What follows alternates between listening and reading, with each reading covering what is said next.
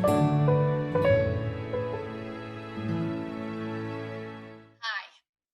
I'm Cindy Austin. We are in quarantine, and I'm here to give you a suggestion to help your kids, namely teenagers, but it works for littler kids as well, some much needed structure. And we all know that kids do better with routine and structure, and they all of a sudden got their structure just ruined when school closed. And you did too, as their parent, of how to help them. So adjusting is something we all have to do in life and learn how to deal with adversity and how do we rise to this situation. And so there's a tool that I've used to help my kids find some more structure, and they both reported that it was visually helpful in them integrating what they needed to do to take care of themselves. Because as my kids get older, you don't want your kids needing you to be the manager of their life. You want them to be the manager of their own life. And so you become more of a consultant. And so if you've got teenagers or even college kids, and really middle school and elementary can do the same activity to really help them visualize and connect to their bodies how they can manage their time, and you become less important in doing that for them. So it's a great tool for adults to do as well. It's great for kids, but we're going to base this on the four pillars of health. And so one of those is, the first one is sleep, diet, exercise, and emotional well-being. And as a therapist for over 23 years, school counselor, teacher, whatever, emotional well-being is going to be a big category in just a second that we will talk about. But the dinner plate is what we used, and just a regular ceramic dinner plate and a vis-a-vis pen that you used to use on transparencies back in my day as a teacher, and or a dry erase marker, or really don't go to a craft store on a mask right now. Just draw a circle on a piece of paper. But this one was fun. We got out plates, we got out the vis-a-vis markers, and we wrote down, sleep, diet, exercise, and emotional well-being. And so we use this to be 24 hours in a day. So we use this circle to represent the 24 hours in one day. And so we said, okay, so then this would be 12 hours, and each one of these would be six. And so with that, we started to use this as a way to visualize how much time do you need to sleep. So ideally, teenagers are really designed to actually sleep later and stay up later at night. Most of them, not every teenager is the same. So now they get to do that. But it doesn't matter. We're not talking about when this happens right now. We're just talking about the time, 24 hours. How much time do they ideally want to sleep? And so then you write down that, and you just cover in. If it's 9 hours, it would be these six, and then half of this, and then you just write in that is sleep. Okay. And you can color it all in, but whatever. And it's up to you if you're doing crayons, whatever works for you.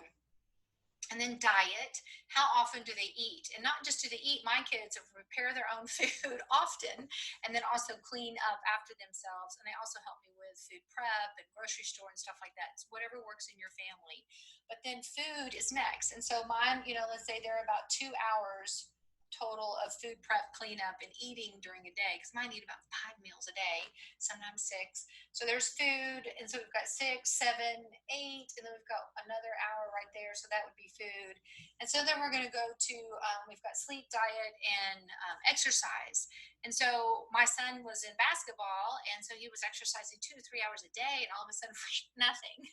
And so really, how is he going to spend some time with exercise? Because that's huge for brain serotonin, dopamine, and that also, serotonin is in the same pathway that melatonin is produced to sleep. So it all works together. So we don't want to just stop that at all. And so really looking at how that's going to look.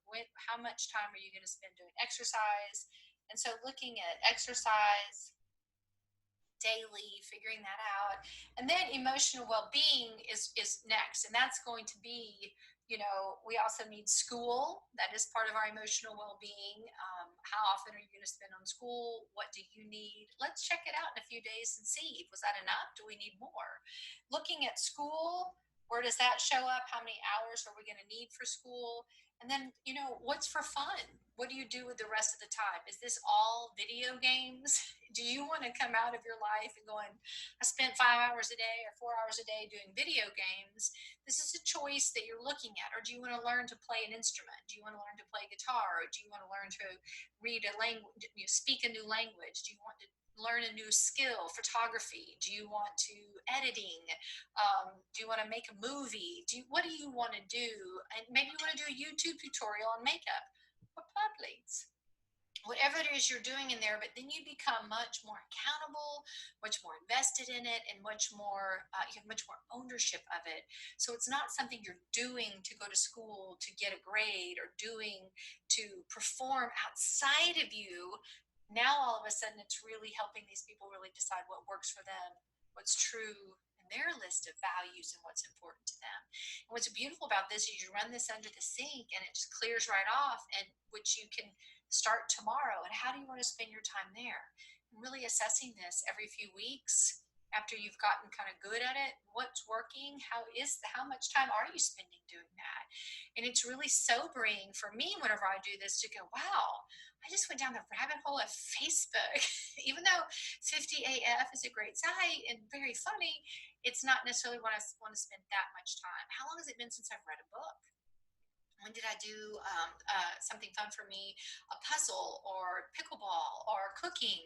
How did I do that? And time with friends, even whether it's on a Zoom or sitting 6 feet apart in my cul-de-sac, how am I spending my time? And really looking at how are you spending this valuable resource of time and helping your kids learn that now. It's a great tool. If you want more information, please reach out at Cindy at austinempowered.com. And please check out my website and other videos at austinempowered.com. Thanks so much.